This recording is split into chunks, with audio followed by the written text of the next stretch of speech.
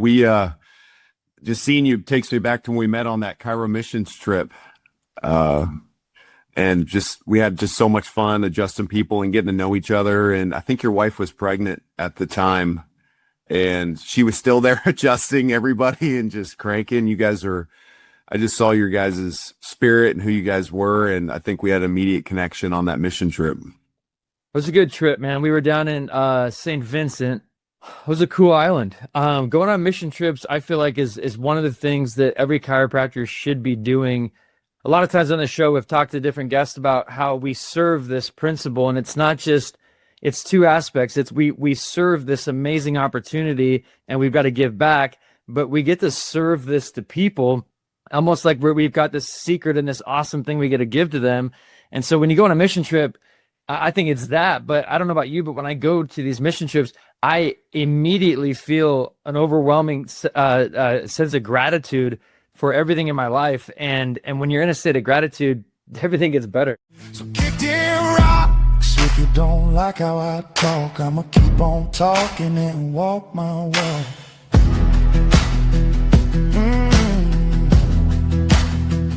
Let the haters talk, let the rumors fly. I ain't got time to wonder why.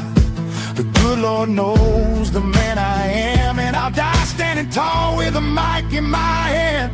You can kick rocks if you don't like how I talk. I'ma keep on talking and walk my walk.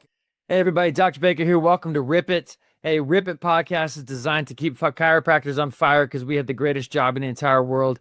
It's not even really a job, which is what makes it so awesome. And with me today, Dr. Cameron Maynard. I watched this guy speak on stage quite a bit.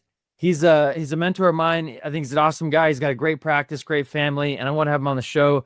Doc, welcome to the show, man. I'm glad you're here.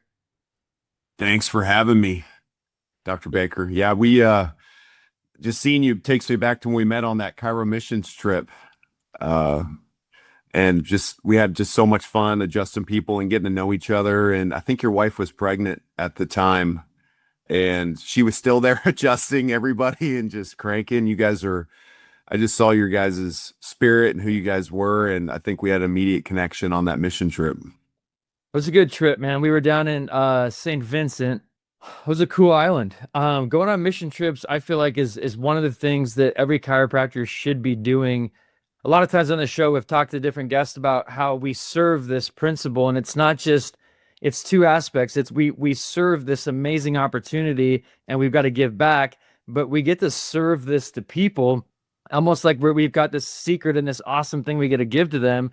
And so when you go on a mission trip, I think it's that, but I don't know about you, but when I go to these mission trips, I immediately feel an overwhelming sense of gratitude for everything in my life. And when you're in a state of gratitude, everything gets better.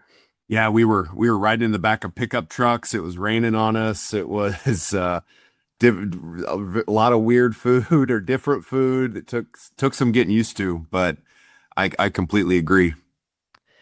Hey Doc, I've watched you speak on stage a lot. I feel like every time you get on stage, you've got a really great message. It's coming from either previous patient interaction, book you just read, and it's just something that I continue to go back to. And just to give you props on that, I share those things with my team all the time. When we do like one of our quarterly meetings, we watch different chiropractors rip it on stage, and yours is one that I always pull up. One time you brought up a topic. It's not one more, it's one less. I wanted you to dive into that for a minute. Explain that to everybody listening, and then let's go from there. Yeah, I think we all have seasons as chiropractors. As we get more skilled and as we build a bigger practice, we have more influence. And this came in a season where we were hitting record volume in the clinic. Every day was bell to bell, meaning like from when the shift started to when the shift ended was 15, 20 people waiting to get adjusted. Day one rooms backed up. X-ray, like the X-ray machine smoking, like it was just bell to bell every day. And I had a great team. Like a lot of them are still with me. And I started falling out a little bit of that gratitude that you talked about. Like it became like more to some regard, like a burden. Like I knew like, all right, I'm going to wake up and I have to do this again. And it started to lose a little bit of that pizzazz and that fire. And it took about a year for it to wear off. And I just was in my morning prayer time, and it was the day before doctor's report. And I always had a habit, because my mentors taught me that, when you do your doctor's report or you're doing some type of lecture for patients, you never want that one to be the first one you give that day, that you want to practice it the morning before. And I was sitting there, I was like, okay, here we go again, another doctor's report. We had just like a room full of people, and I knew I was going to have let's talk about that for a second, because we got chiropractors in the line that maybe are just fresh out of school. Maybe they're seeing 100 a week. Maybe there's somebody watching that currently sees 2,000 a week. But real talk, I like to just be, and there's no like, everybody on the show, I want them to humbly brag about where they were at, because we should be pulling chiropractors to a higher level all the time. You're saying bell to bell, you're saying people in a room. Where was the volume at that time? How many people are in a doctor's report? What's that actually look like? I think the clinic was at 950, 960, and I was adjusting like 750 myself. And the model I was in was a very like corrective model. So, it was very intense, focused adjustments, adjusting angles. And, we would have, I think the max my room could hold was like 16 people if we crammed them in like sardines into a doctor's report. And we were doing like 3 of those a week, Tuesday, Thursdays, and Saturdays. So that's what practice looked like. And it's, I'm sure there's docs that are adjusting more, but 750 people every week on my body was a lot. And I was losing my voice, because not only are you doing those doctor's reports 3 times a week, inevitably you're speaking at churches, you're speaking at businesses, you're always out, because more opportunity came from that abundance. So it was like I had those 3 doctor's reports, and I'd have 2 lunch and learns. And so I was, training that morning for doctor's report. And I was like, okay, like one more, like I got to do this one more time. And then I got to like a perspective in my kind of quiet time with God is like, this is actually one less time you get to do a doctor's report. Like there is only a finite amount of times you get to speak into people's lives, change their heart, change the culture in their family's life, impact their life. What a gift to talk uninterrupted to a patient for 30 to 45 minutes and have an opportunity to do a great job and speak into their soul. And there's a limited amount of these. It's not unlimited. It's not infinite. And it just really changed my perspective on like, I think it was like the Stoics or the ancient Greeks. They're like, think about your death every day. Like you're going to die. A general would conquer, a general would come home a conqueror, and they would have a slave next to him whispering in his ear, remember one day you will die. Remember one day you will die. It's just take in this moment. It really shifted my perspective into being more grateful for the opportunity we have and to speak into people's lives. A couple of things you just said there did it. So I'm visualizing 750 adjustments. I've never done that many in a week myself. And I can see how it's really easy to go, oh my God, I got another one. And so it's not just the talk. It's when you kneel down on the table or you go to adjust somebody, it's one more adjust. It's one more before I can finally get out of here. And I've been stuck in that mentality, even at a lesser volume. When I saw you do that talk, personally, I started catching myself during the end of a shift going, man, this is one less. And when I get out of here, I don't know how long I'm going to get to practice. And to your point, I've started recently, not like I'm planning my death or like I'm sitting there like expecting to die soon, but like it does radically change your day and your perspective. If you go, geez, what if I wasn't here tomorrow? What if I wasn't here a week from now?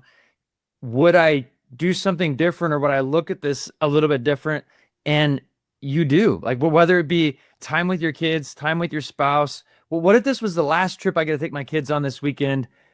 Would I be grumpy? Would I be too busy to do something? Would I not want to go the extra mile to do that fun thing? Hell no, dude. I would go all out. And so why am I not going all out right now? So back to adjusting somebody, just that subtle shift in perspective. I don't know how much longer I get to use these things. Makes that adjustment actually that much more fun. And because everything's perspective, the end of a 750 week can either be, I'm assuming, just dead tired or better because of that one thing. Yeah, it brings me back to something I heard one of my mentors, Dan Yachter, say when I was in chiro school. Anytime a chiropractor that was doing something big in chiro school, I'm sure you were probably the same way, Dr. Baker, is I didn't care if I had finals week. It's always like they would come and speak at like the worst time sometimes, where it's like you got to study for finals, and then like this powerhouse is on your campus speaking, and I never missed it. Like always sought the opportunity to hear them speak. And he said something that it did kind of change me forever. He said whenever he would vacation with his family, he would always get on his phone and try to find the oldest chiropractor in that area that was still practicing. Like he would, like an hour radius, he would try to find the 80, 90-year-old chiropractor that was still practicing, go get an adjustment, see if he could take him to coffee. And after his talk, I was like, why do you do that? And he said, like, that's somebody who loves chiropractic. Somebody who's adjusting when they're 90 years old, probably is set financially. I've got something to learn from that person. I need what they have. And that hit me like right between the eyes. Like, is this something I could see myself doing till I'm 90 years old for the love of it? Giving it, to give. I went to Life University to give, love, serve humanity.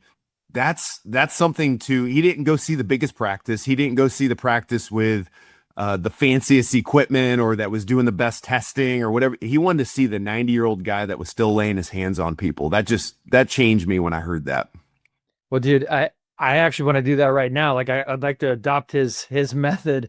The coolest thing about this show is every time I have somebody on, there's always something like that where I'm like, oh, dude, that's a writer downer. I got to try that out. Earlier, you said that, well, actually, let me sit on this for a second. Most chiropractors don't probably get to that point. Why do you think that is? Number one.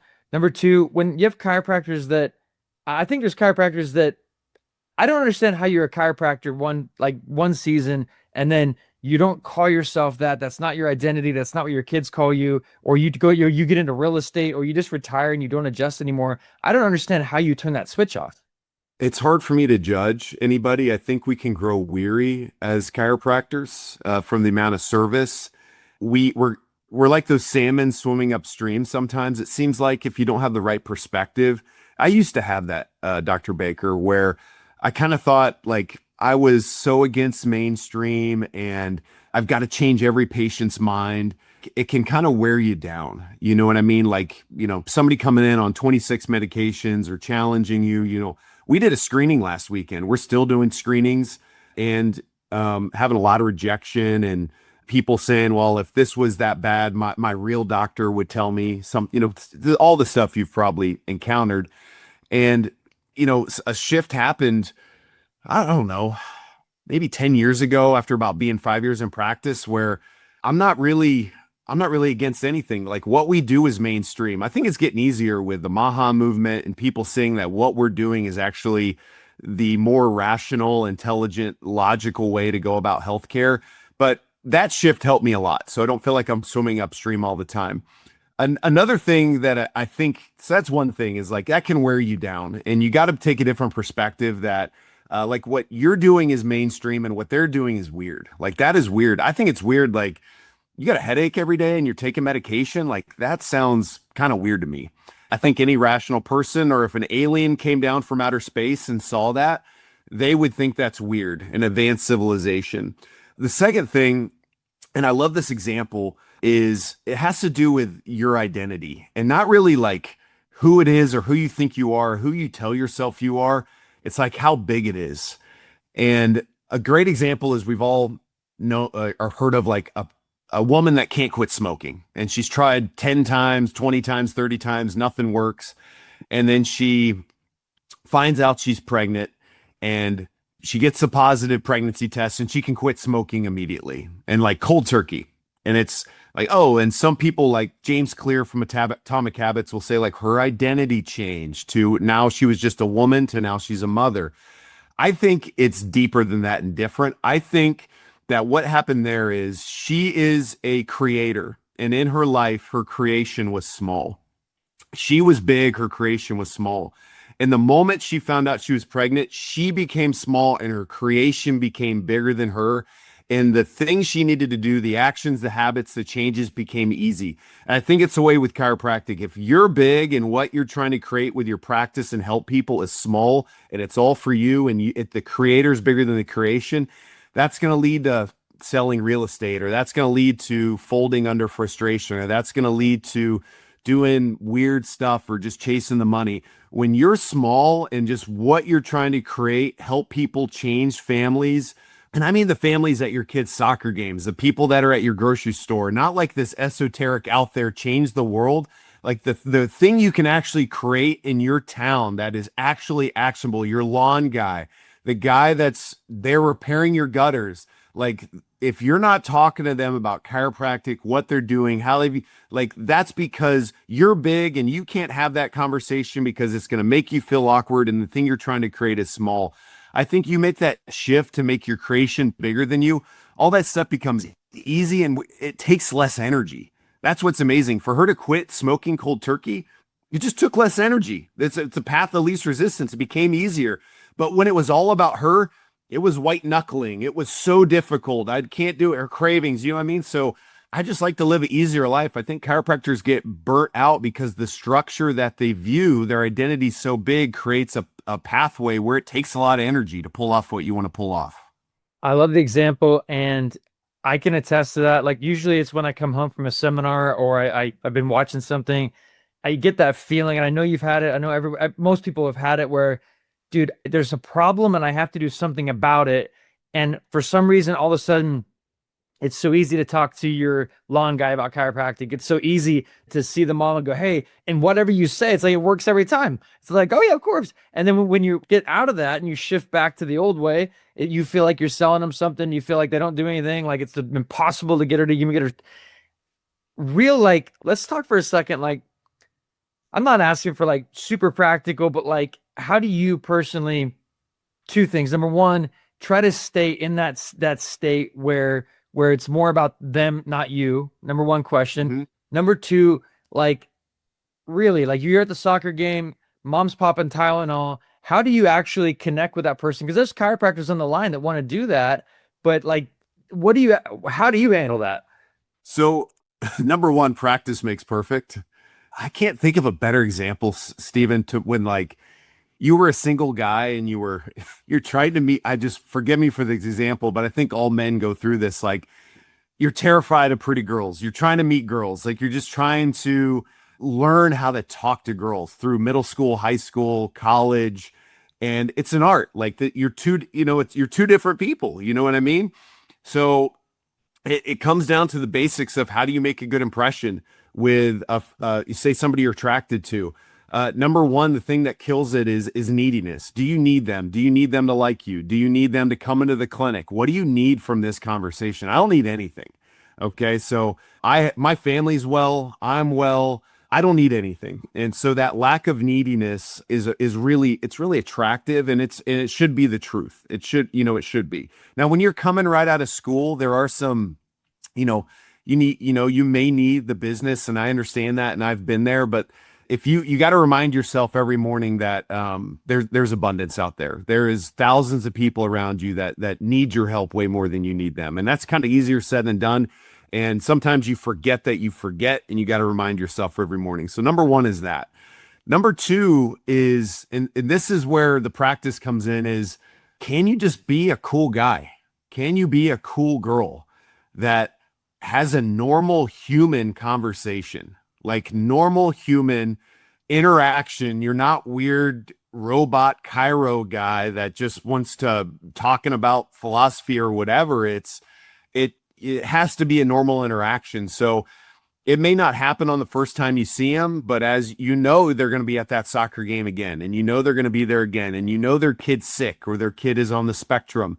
So, and there's no agenda here. To be honest with you, it's just I want to be in a relationship with you. If they they owned a business that was, I don't know, laying concrete or whatever, and they were cool to you and they had a good human interaction, you trusted them, and you had a concrete job you needed, of course you're going to choose them if you found out they owned a concrete business. Of course. Hey, heard you get a concrete business. Can you come give me a quote? because they're a cool person. They're a family-owned business. You have your kids are on the same soccer team. Sometimes we need to make it like it's not harder than it needs to be, other than here's what I found, Stephen, is 90% of people, unless their dad was like, and this is what a lot of it's like their parents, like we're against chiropractic or a medical doctor. Sometimes that can make it weird, but barring those weird situations or they had a bad experience with a chiropractor, 90% of people are actually really curious about it and open to it and open to natural things and know what they're doing is kind of wrong. They're just looking for the right person that they trust. So God put you in that position to just be a normal person. Don't make it weird. So I'm going to talk and show them that I'm cool. I'm curious because I am curious about them. I'm curious about what they do. And then an opportunity is going to come up where I'm going to be like, hey, I noticed some things about, your daughter, Rosie. I noticed, like, what are you guys doing? Like, what's the approach? What do you guys, I'm just curious what's going on. And then they open up, and sometimes that goes good. Sometimes it doesn't go good. Some people are more private than others. That's not up to me. I don't need anything. I'm just talking shop out in the community. And I feel like I failed in the past when it gets weird, when I'm not just being a cool guy. So that's really the best approach I've ever seen. Along with just being a cool guy and just being a normal person, and you're not, along with that, there was a saying at the last seminar that we were at, who you are speaks louder than what you say. So there's obviously a component of it too, right? So if you're a chiropractor and you're incongruent, you're taking Tylenol, you're giving your kids some cold medicine, and you're going to go try to talk about chiropractic or innate and somebody else being able to reach their potential, if there's an incongruency, it's not going to work. So I'm sure that at some point, and the other thing you mentioned in a way is it's about building a relationship. It's not this one-off smash and grab trying to get a new patient. You have a relationship with them, and that's why. Yeah, I think there's definitely a discipline to being patient. Like you have to be patient with these things. There is so here's the deal. Like, have you ever, Stephen, like your family's watching a movie and you come in the middle of the movie and you don't know what the heck's going on, and like you can't enjoy the movie because you didn't see the first half or whatever. You're like, yeah. When you're impatient and you jump ahead of yourself, the person can't be with you anymore. You've skipped too far ahead in the movie, and now they're not following you. Everything's got to follow this arc of they need to trust you. You need to be congruent. So you brought up a good point. Like, this is one of my favorite quotes. Another mentor told me, like, people that you're trying to help, they're blind, they're deaf, but they have incredible noses. They can smell if you are doing what you're saying you're doing. They can sense it. They can sense if you're a genuine, authentic person. Not that we need to be perfect. We're called to be a reflection of Jesus or whatever your beliefs are. You're called to our higher calling, but we're not called to be perfect. They can sense that. They can smell that. And when you're in that state where you're doing the disciplines you need to do, it builds a certain level of self-confidence in you that they can smell. And me and you had a lot of the same mentors, and they all kind of said the same thing. Like, you need to wake up earlier. You need to do the work. You need to read, put things in your mind. You need to work your body. You need to have a schedule that you follow. You need to manage your time, your assets. Your main asset is your time. And I find when I'm on point with those things, good stuff just happens. People listen to me. They take my recommendations. When I'm off my game there, it takes more energy. Absolutely, man. Speaking of mentors, Dr. Chuck used to say something to the effect of everybody's uncertain until they meet a certain person. And back to just being that cool guy, there's a certainty aspect of it too. And people want to follow you more when you're certain about what it is you're saying and what you're doing.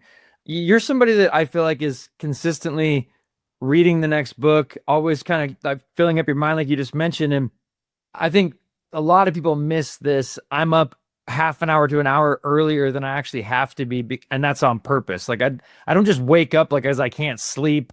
I wake up early because there's time there that is very valuable. I don't get that back, and I get to fill that with either right to scrolling, right to stress, right to stuff, right? And then it sets the course of the day, or I get to fill that with time that is literally like protecting my mind and my space. And then that sets the course of the day.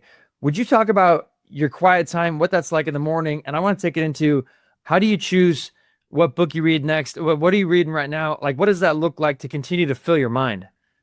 Dr. Baker, this is a challenge for me. I'm just going to be very transparent. This has been a challenge for me my whole life. Not something that comes naturally to me. I like rhythms. I don't like routines. So I've had to find what works for me. So that would be my first advice to somebody, would be to find what works for you. I would copy my mentor's morning routine and I would white knuckle it. And a lot of times I would get down on myself because it wasn't working for me. So when I gave myself permission to go, this has to work for me. And a good framework to work from is, this is what worked for me, Dr. Baker. You need to be disciplined in the morning so you can be present during the day, so you can come home and laugh at night. That works for me somehow. So I don't care what it looks like, but for me, I got to do in the morning and the night before. I need to choose whatever discipline works for me so I can be present during my day. That is the outcome that needs to come from that work in the morning. I never really realized that. I thought I was doing it because you should, or you're supposed to, or this is what the actual outcome is what's going to get you present during that shift, where you are not distracted, that you are not rescuing yourself from discomfort, so you can be completely present for 8, 9, 10, 12 hours. And then we're present and we want to be completely present during the day. Again, for the next outcome is what's going to allow me to laugh with my family and enjoy my time, so I'm not worrying about all the open loops and the undone stuff. I find when I've been present and I know that I have poured that tank out all day, I've done everything I can just be present with my family and do the stuff that life is all about and laugh with them and play games. And what are we going to watch? My family is a Survivor family. We watch the show Survivor. I think it teaches them social dynamics and competition, and we just love it. And what allows me to spend that time completely with my family and not worrying about what I didn't do that day, or do we have enough new patients, or whatever the problems that come with owning a practice. And then when I'm filled up, and the reason that you laugh with your family is for the next step is, okay, now it's time to get disciplined again. And each cycle fills each other. And when I thought of it that way, it really started to click for me. And for whatever reason, it took less energy and it made sense to my brain. So that would be like the starting framework. I am a big podcast listener. Probably my favorite podcast going right now, and this is where I get a lot of my book recommendations, is why I bring it up, is a podcast called Founders by David Senra. He also has another podcast called David Senra, just his name.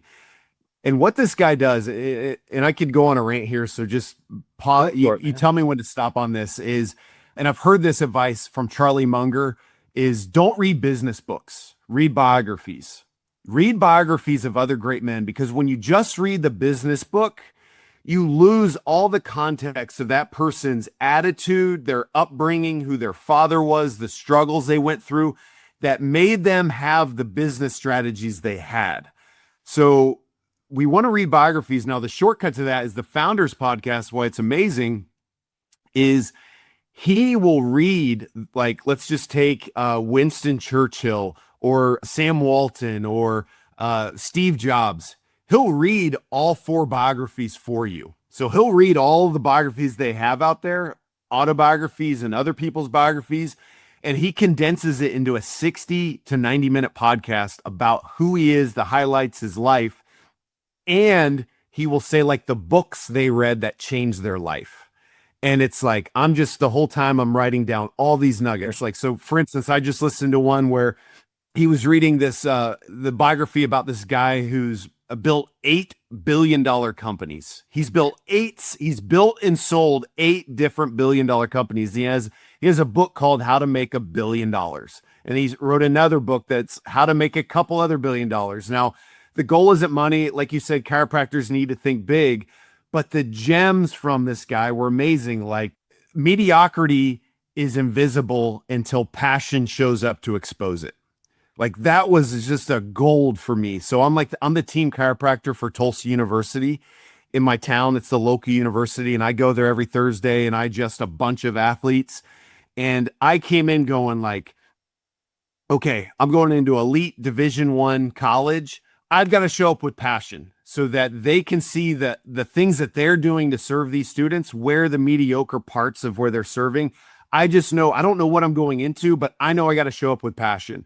That's from that podcast. And there's just tons of those. Now the book recommendations are incredible. And one that I just recently read that Steve Jobs read at 19 years old. And he said this book allowed him to build Apple. Like he read this book and it changed his mindset forever. And it's a book by Robert Fritz called The Path of Least Resistance. And it's a way that you structure your brain so that it takes less energy to create what you want to create in life. That we are made in God's image as creators, and we need to have the right structure to create what we want to create, called an advancing structure. And most people live in what he calls like a rocking chair, an oscillating structure. And I spoke about this on stage at the last seminar. It's where you're reactive. It's like, oh, I don't have enough patients, so I do the work to get more new patients. And oh, I feel pretty good. The pain's gone and I don't need new patients. And guess what? Like the next month, oh, we're low on patients. And we sit in this rocking chair just going back and forth in life. And our life goal, the thing we're trying to create, never advances. And that fundamentally shifted me. And that's from like Steve Jobs saying, like, I wouldn't have been able to create Apple if I didn't have that framework. So that's how currently, that's how I'm finding books. That's how I'm pouring into myself. And then the last thing I would say is I've got a whole bookshelf full of green books. You read green books, man, and like half of it is like crazy. You know what I mean? And half of it's like way before its time.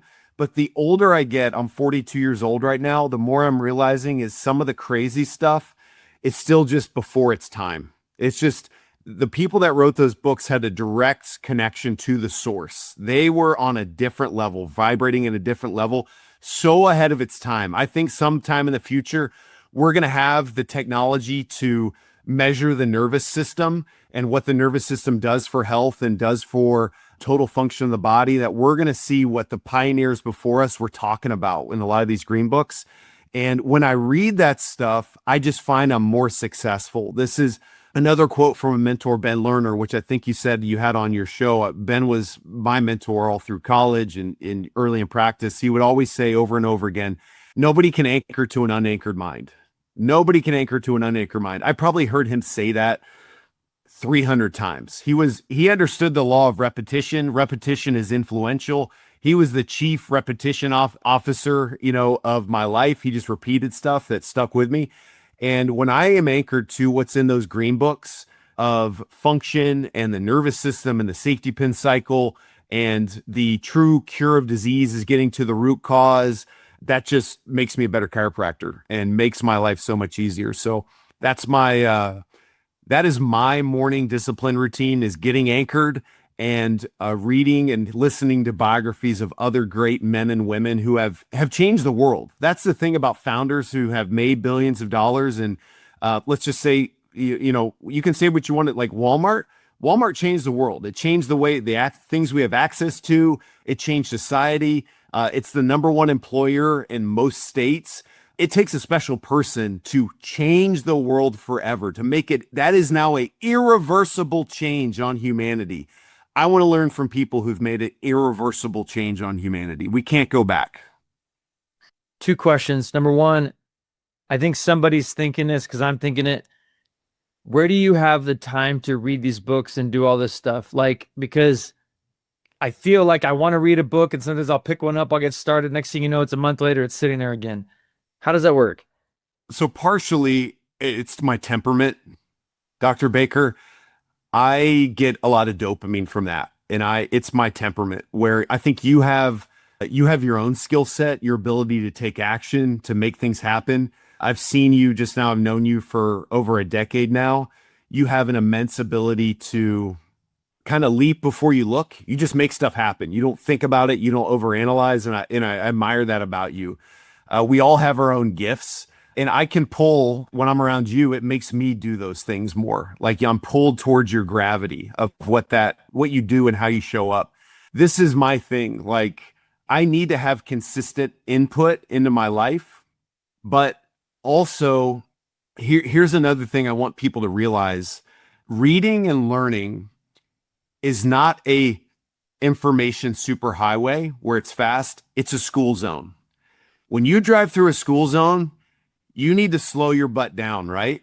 Yeah. That's what reading and learning is. And I've learned that as I've gotten more mature, as older, is when I am reading, it can be just 2 pages. I need to read something and I'm looking for that one thing that I need to adopt, I need to change in my life and take it slow and actually learn. It's not just comprehend, I need to learn it. So this is not a fast process. I'm taking notes, I'm downloading, and then just reminding myself, Cameron, this is a school zone. You need to slow down and implement it. And it's just the rhythm and consistency where like the law of compounding interest, it just compounds over time if you're doing it every day. I'm just trying to get 1% smarter every day. That's it. Just trying to get 1%, 1%, 1%. Right. I wrote the quote down. It's reading and learning is not an information superhighway. It's a school zone. That was a really solid visual. And I appreciate you saying that about me, that I do feel like I just got to get stuff done. The problem with that is sometimes I got 7 different things that I got to get done. I'm trying to get them all done quickly. And I feel like what I just learned from what you said is if I just pick one thing and then make it a school zone and actually learn from it and develop it and get it done, I would actually get further. So that spoke to me. Thank you. Earlier we were talking about being present during the day. So it was, I think you said be prepared in the morning so you can be present during the day so you can laugh at night with your family. Discipline during the morning. Yeah. Discipline during the morning so you can be present during the day so you can laugh with your family. What pulls you away from being present during the day, and how do you stay present other than morning discipline?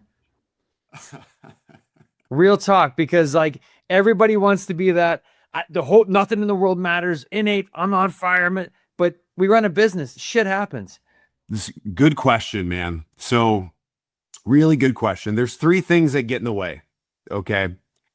And if you can conquer these 3 things, and everybody has 3 different things that are, or one of the 3 is harder for them.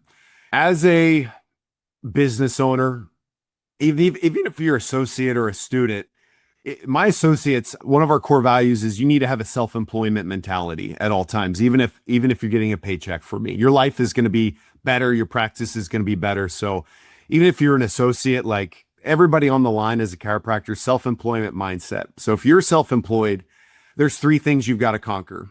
Number 1 is the repetition of the boredom of repetition, the pain of feedback, and the fear of rejection. The boredom of repetition, the pain of feedback, and the fear of rejection. And for me, that order goes the hardest thing for me is the boredom of repetition is hardest for me. Probably the fear of rejection is second, and then pain of feedback is nothing to me. Do you know what I mean? Like that's easy for me. So what takes me out of being present is the boredom of repetition. And I've got to recognize in my life when that's happening. So when I'm feeling bored throughout the day, that's what's going to pull me off, or I get rejected by a patient or rejected just through, like that's going to pull me off my presence. Okay. And I read a study, it was a Japanese study, that they found a big practice where they saw a thread of people that lived a really long time into their 90s.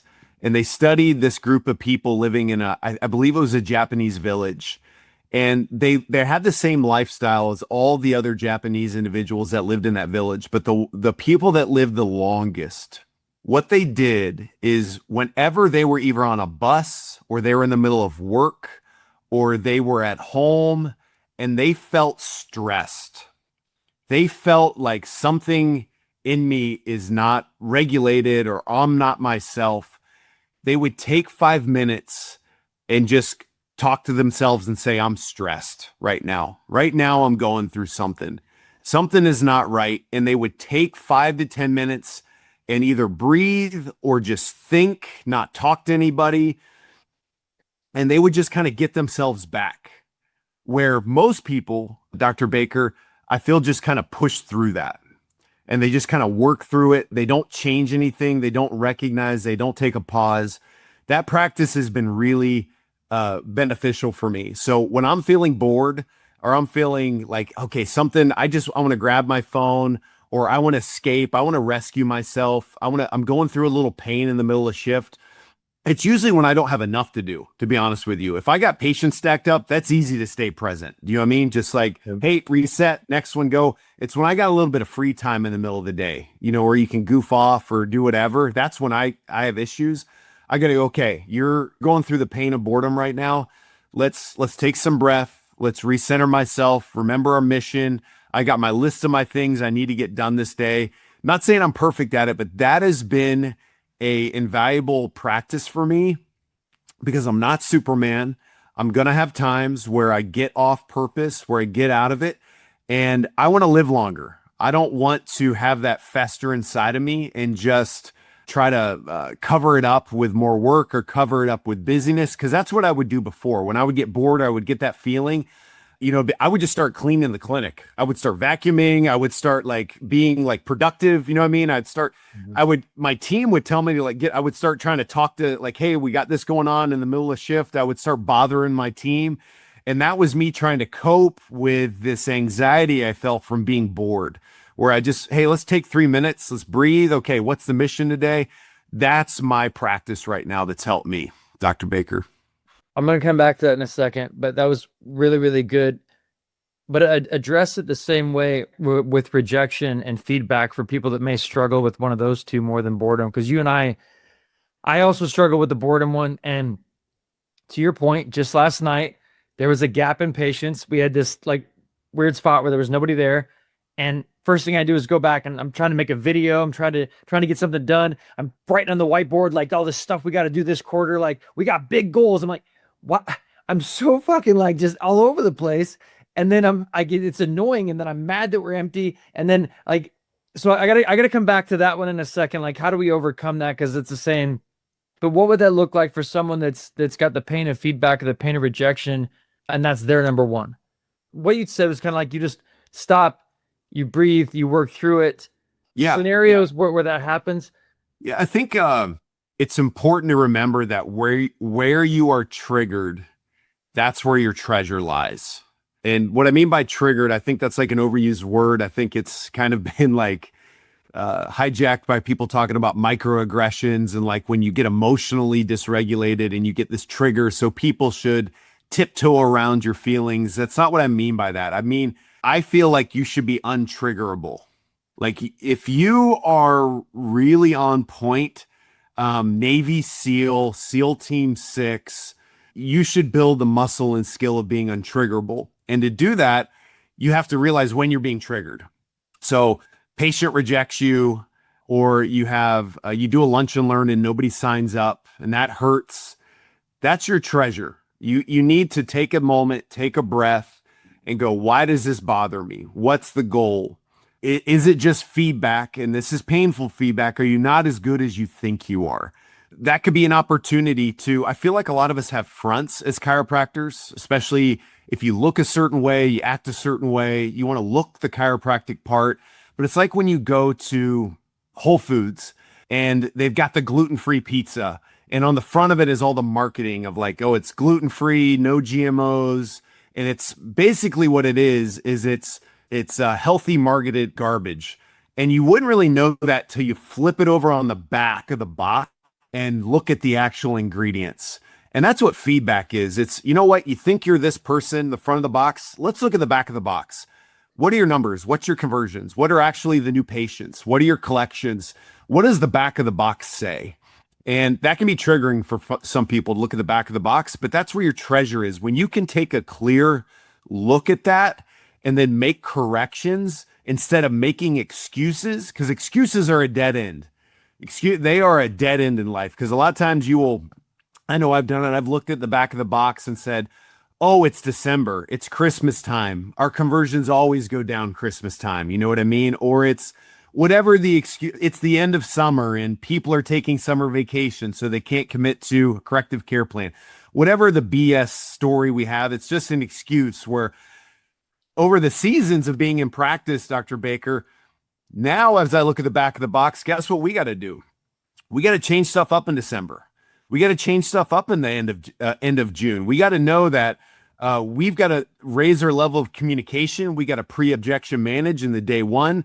That's an adjustment. You know what I mean? That's an adjustment. That triggering of me seeing my stats go down better lead to an adjustment, because if it doesn't, it leads to an excuse. You're going to stay triggered for the rest of your life. If you looking at your stats, that's going to continue to hurt and hurt and hurt. So I would say the process is see where you're triggered, where you feel that pain or you feel that fear, and you need to get introspective about it. What adjustment can I make? So with boredom, for me, the adjustment is to recenter myself. And what am I trying to create today? What are the top 3 actions that are going to move me towards my goal? That's my adjustment. Where before when I would get triggered, I would just get busy doing stuff that really wasn't going to move the needle. So I would say that's the fix. Where you're triggered is where your treasure is. So because I've also tried to, I don't know how myself be okay with, there's a spot where I don't have a bunch of stuff to do, right? Like if the clinic's not packed, relax. There's going to be a rush of people in the next 10 minutes. Like, just sit down and be present. But I think what you just said is refocus on the goal, refocus on the mission, re-engage with what you're after. Is that what you mean? And like, real question, like if you got like an empty spot in your clinic, you just sitting down right there and just praying and trying to do that? You got stuff written down? How are you reflecting on that? Yeah, so I have my list of 3 things. You know, it used to be 5, it used to be 7. I just found 3 works for me. The 3 things that if I get these 3 things done that day, I've moved the needle. And I'm going to sit down, I'm going to look at that list. And if I've got some free time in between patients, I may do a little work on one of those things. But if they're already knocked out, I'm just going to stay in a healing presence. I'm going to stay focused. And I may actually do more input where I read a little bit more, some activity that I know is in alignment with the goals that I'm doing and is in alignment with what I'm trying to create. But I have to note, typically my gut reaction is not going to be do something like it's when you got that boredom just sitting there and you got that trigger. What are you working on? How you getting past that? I want to finish up this part of the conversation quickly. I think one job just as leaders and owners of being aware of is like, this is your job to be alert. I think we lose this idea that being present all day is just being alert to yourself, being alert to your team, being alert to patients. So to be able to recognize the trigger, you need to be alert at all times during the day. And I write down 3 things every morning that I need to do to move the needle. And it used to be 5, it used to be 7, it used to be more. And when I wouldn't get all of them done, I would lose confidence in myself. So I found the magic number for me was 3. I wanted to, if I got those 3, I'd be able to laugh with my family at night. So I'm going to center myself. I'm going to, hey, this is going on. You're getting bored and you want to save yourself. You want to save yourself from this pain of boredom. So you may want to grab your phone, or you may want to, again, do things that aren't going to move the needle. So I'm going to recenter myself. I'm going to look at that list and I'm going to start doing actions that move me towards that list. Now, if that list is done, I may just stay in a healing presence, stay in a place where I'm reading stuff, keeping my brain full, focus. I sometimes too, Dr. Baker, I'm going to look at the schedule and see the patients that are coming in. And I find this can be an invaluable tool, is that use that spare time to go, oh, I need to have this conversation with that person. Again, your job is to be alert. This person's fallen off. This person has had that weird conversation of like, oh, when is this done? Or, hey, x-rays are coming up. And they're like, we've all had it like, oh, I'm about to be finished.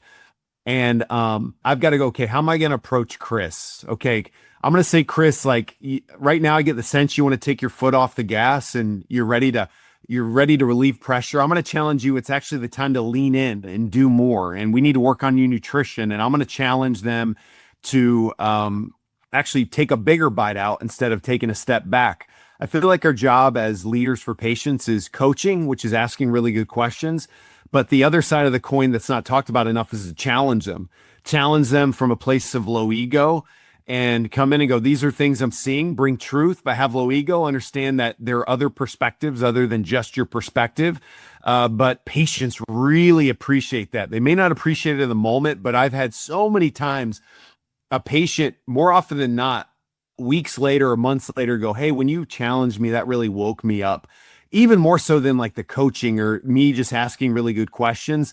I don't think enough patients have that positive masculine energy in their life where they have a good father or mother challenging them figure, like saying, hey, I see more in you. I see this happening, and this is the truth. That, that conversation of, hey doc, when is this over? Like, hey, I got to tell you, that's like every health disaster I've had personally in my life, like starts with that question. It's like when I see the patient 3 years later in the grocery store, and now they've had a neck surgery and 2 rotator cuff surgeries. That health crisis always started with that conversation. And so that never would have happened. None of that would have happened inside of my clinic if I wouldn't have recognized the boredom of repetition. Well, I mean, there's already a vast difference between jumping on Facebook versus looking at the patients coming in and figuring out what conversation I have to have with them to move the needle. And I think that a lot of times we get caught up in just adjusting, or we think we don't have time to have that conversation. But to challenge somebody does not take very long. And you're doing that while seeing a lot of people. And someone may go to one chiropractor, same adjustment, same amount of time spent, same everything. It only takes that one sentence, that one topic, that one heartfelt challenge, if you will, to make that relationship so much different. And then that may be the byproduct of that is the person sticks around or they want to be in your clinic. When I look back on my life, Dr. Baker, the most impactful conversations have been when a mentor's challenged me, hands down. And I don't know why it's taken me this long to realize it. I was on a coaching call with Dr. Ben Lerner, and I was complaining about stuff, or I was bringing up whatever problem I had. I can't even remember at the time. And he said to me, and this has stuck with me, he said, you remind me of my 3-year-old son who thinks there's this terrible monster under his bed. Of all the thousands of houses, hundreds of thousands of houses in your town, you think there's a monster only under your bed. You're special. You think this is special to you, that you have this, and that's what you sound like right now. He's like, you need to grow up. You're not the only one with a monster under your bed. You need to grow up, go to bed, and quit being the 3-year-old. And that stuck with me. And it wasn't him being nice to me or asking me questions.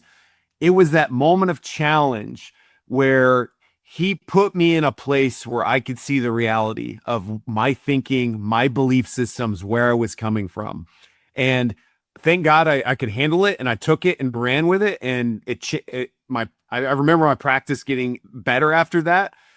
Some patients can't handle it. They got too much ego or whatever the case is. They're too broken, and that's okay. That's not your job to decide that.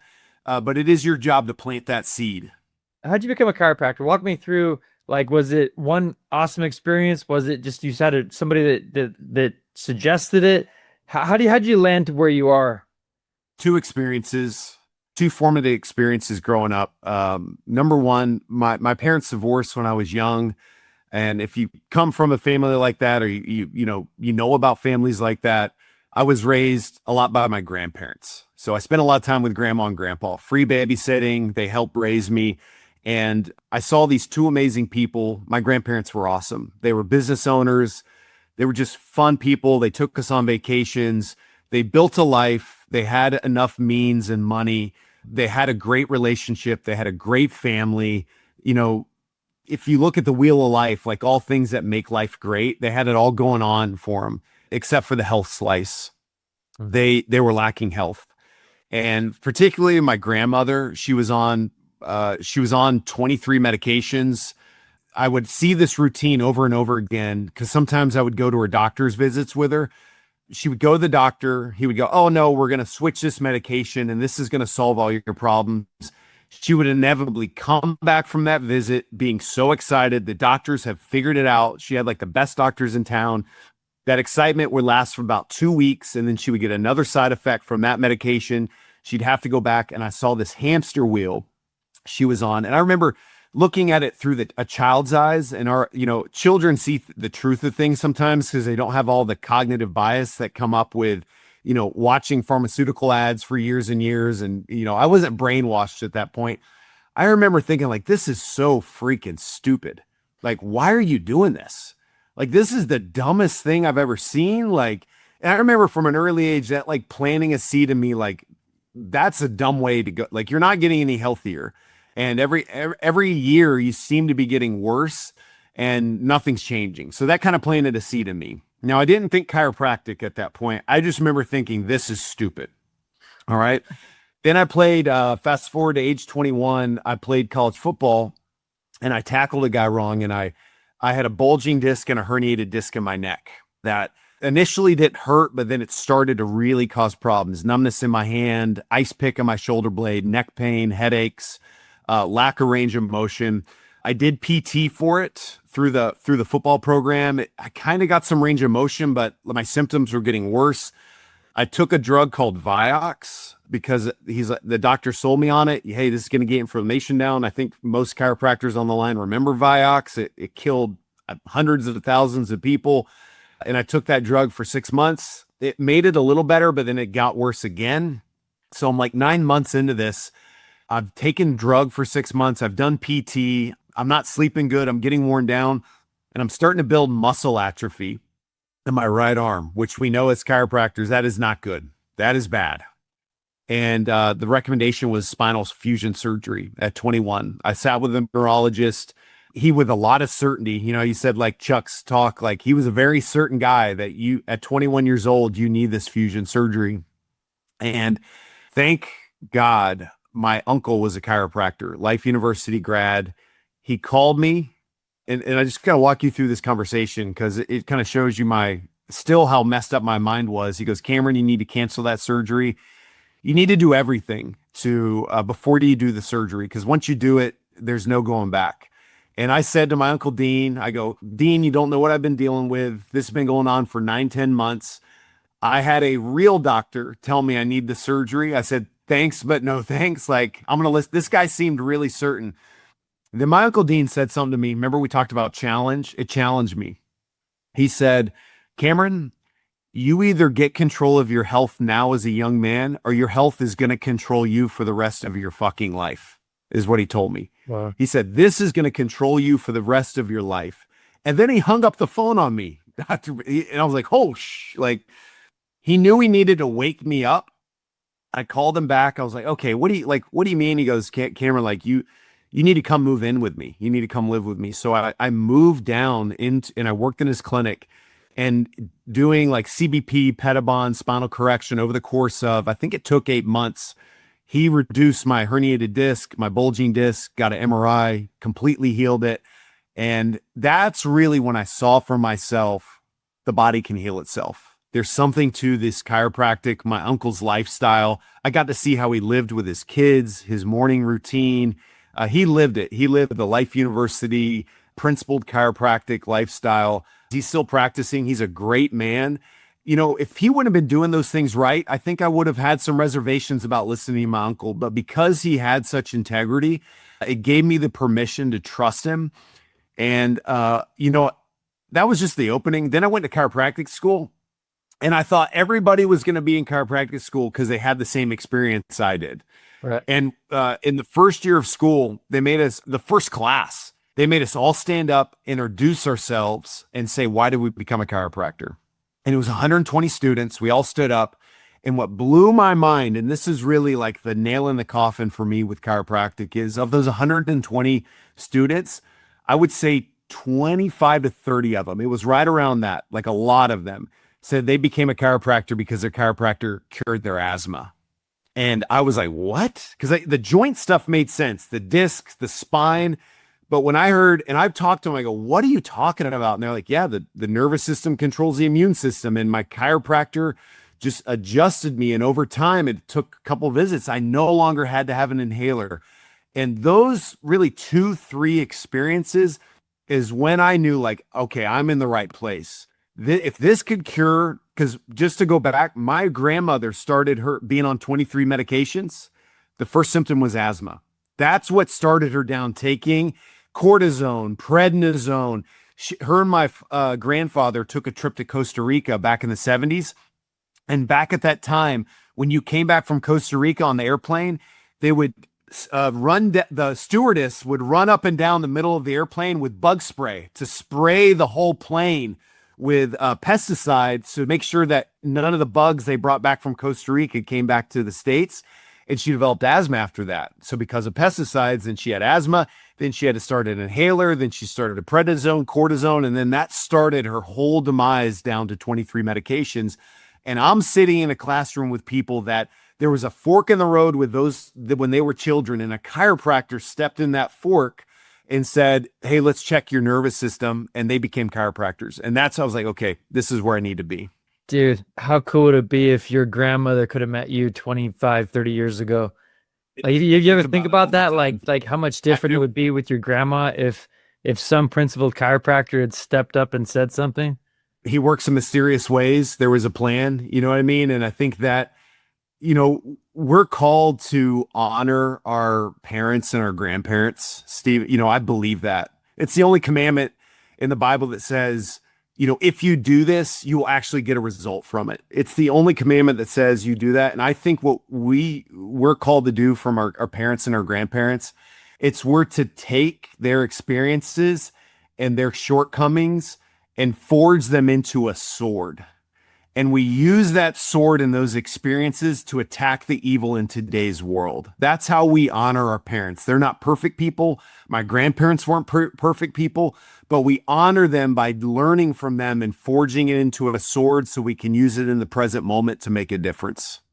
Dude, my uncle is a chiropractor also, and it's kind of funny. Like, my uncle went to Life West, I went to Life West, yours went to Life, you went to Life. Yours did CBP, you do CBP. Mine did mostly manual adjusting. That's most like, it's kind of funny how we both. And my uncle, one time, like you told your uncle, I went and saw the real doctor. I remember one time I was getting ready to go to chiropractic school. Like, I wasn't even like, middle school or high school. I was on my way to chiropractic school, and he had been having a flu or something. Like, he was super sick and it had been over a week. And I remember saying to his wife, my aunt, I go, why doesn't he just go to a real doctor and get this thing figured out? She goes, "What did you just say?" And I go, and I was like, oh shit. Like, I already knew that I was in trouble. But she's like, basically, how dare you say that? You don't know what you're talking about. Go to chiropractic school and then call me back and tell me what you think, and hung up on me. Similar situation, but mine was my aunt. And she was like a walking chiropractor, just like my mother-in-law is right now, like an honorary chiropractor. You've been around him for so long, like that's who you are. Like, you bleed the same blood. And so she hung up on me, and I went to chiropractic school, and then I was like, oh my God, I can't believe I said that shit to my uncle or to my aunt. We're dumb. We were dumb. I want to wrap up with this question. If you could pick one chiropractor's passed away, I want to know who you'd hang out with, who you'd take out to a cup of coffee, who you want to shadow, and why. Like, is there anything cool or specific facts that I may not know about that chiropractor? What makes you look up to them? This is super easy for me. I think as chiropractors, we forget a lot of the time, and we've lost, and I've lost this, and I gotta remind myself to get it back, is that we are the bad boys and the bad girls of healthcare. Like, we're from the other side of the tracks. We're the ones that know how to fight, that know how to scrap, that have been abused, that have trauma, all the stuff. We grew up on the wrong side of the tracks. And my favorite chiropractor is Dr. Reaver, the most jailed chiropractor. Like, that's my dude. Like, the guy that said, you can do whatever you want to me. Do what you want. I'm not changing my mind. I know this in my soul. This is my job. This is my calling. It's for other people. You do what you want to me. I'm going to take it. I don't care what it is. I need that. I want that. That level of conviction to say, almost to the point of, you want to stop me? You're going to have to kill me.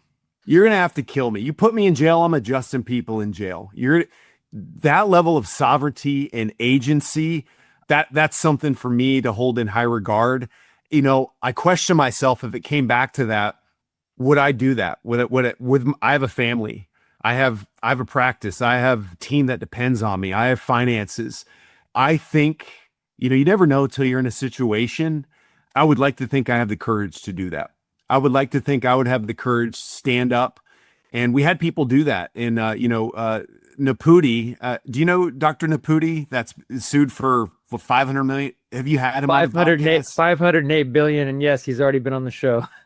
He's already been on the show. Like, I've been on a phone call with him before. He doesn't practice too far from me. Like, I don't know a ton about him, but I know I like him. I know I like him. I know I roll with that guy. I know, like, I'm down for whatever you want to do, man. I know he's going through it or he's been through it. He's got that in him. And we need more of that. And when we lose that, when we become fat cats and we lose that, I think we're in trouble. So he's my guy. That did for sure. And Naputi spent 5 million of his own money fighting that with the DOJ. And it was an uphill battle. And he just kept going and going and going. Like, dude, I don't have the kind of money to cover 5 million, but if you put it in my numbers, whatever that number is for you, like, you got to have some serious commitment to just keep throwing money at it when you're fighting literally the most unbeatable law and lawyers that they even make, bro. Like, they win almost every case. He told me they win pretty much every case because they have an unlimited budget and they will not stop running you into the ground until you just disappear. That's their tactic. Yeah, it's crazy. Yep. He's got it, man. That guy's got it. Bro, it's been great having you on the show. I really appreciate your time. So just to give you, like, this is no BS. I've got a page and a half of like one-liner notes. I don't get that in every interview I do. And so I legitimately learned 2 or 3 things today that I think I can put into my life, put into my morning time, put into my practices that's going to help me grow. So I hope everybody listening goes back and listens to this one again, because this is one where you go back, you listen again, write it down, and then do something about it. So that means a lot to me. And I really say thank you for that. Thanks for having me. It's been an honor to speak on your podcast and speak to your listeners, Dr. Baker. So it's been an honor. Thank you. Absolutely, bro. I'll see you soon.